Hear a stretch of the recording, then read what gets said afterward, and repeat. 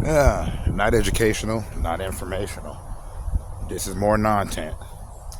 This ain't even entertaining. That birds, it got through raining. All right. Thought I'd talk about the world's most fearsome fighting team.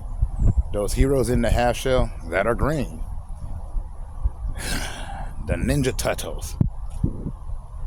You know, I was going to ask which was the best era for Ninja Turtles, but that's not fair, and that's completely subjective because some people prefer the old 80s version of them. Some people prefer, like, you know, the late 90s. Some people prefer that early 2000s vibe. Some people prefer the 2010s. So that's not a fair question. And because they were different, there were certain differences in accordance to who was doing it. Because when, you know, the comic came out, the original Mirage comic, we all knew them to be take no prisoners types assassins. And certain things were changed up. I'm not talking about what was changed or what happened. It was just funny because, like, when the two creators separated, each one still held some ownership of it. So then, you know, you'd had a guy with the cartoons and he'd bring in new characters that the other guy didn't like at all. But that's bound to happen on a creative relationship, right? But I don't think there is a best era. I mean, I think the only era that most TMNT fans, or I'm sorry, Ninja Turtles fans, because when I was growing up, we didn't call it TMNT. You would have thought we would have, but no, we used to call it the Ninja Turtles.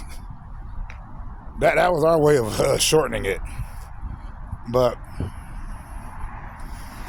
the only one that I think collectively is agreed upon by most Turtle fans that wasn't good, and hey, I might be wrong, there might be some fans of it out there, was it The Next Mutation?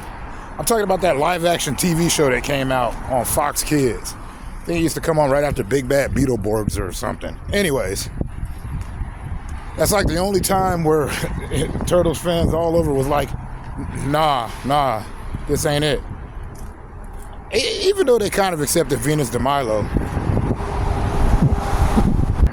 I mean, like or hate that though. That first movie, for all of its faults, I had to watch it like hundreds upon hundreds of times.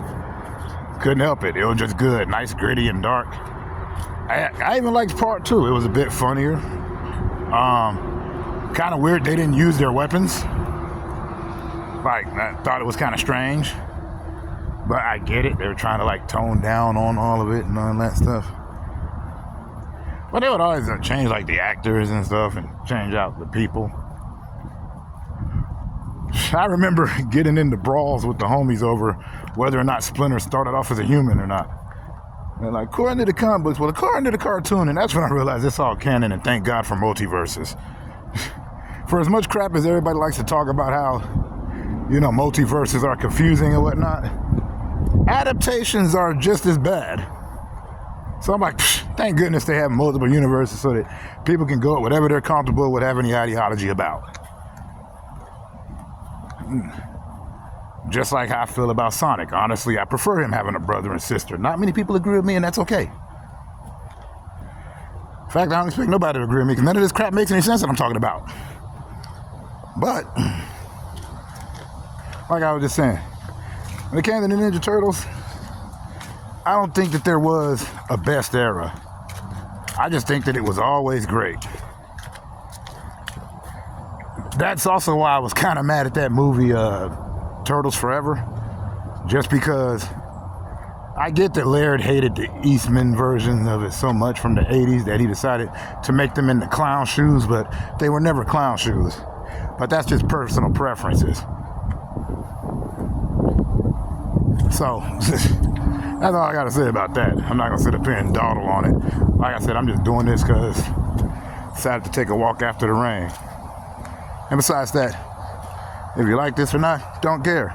Because this ain't no content. I'm just a dude who talks too much. But, much love and peace out.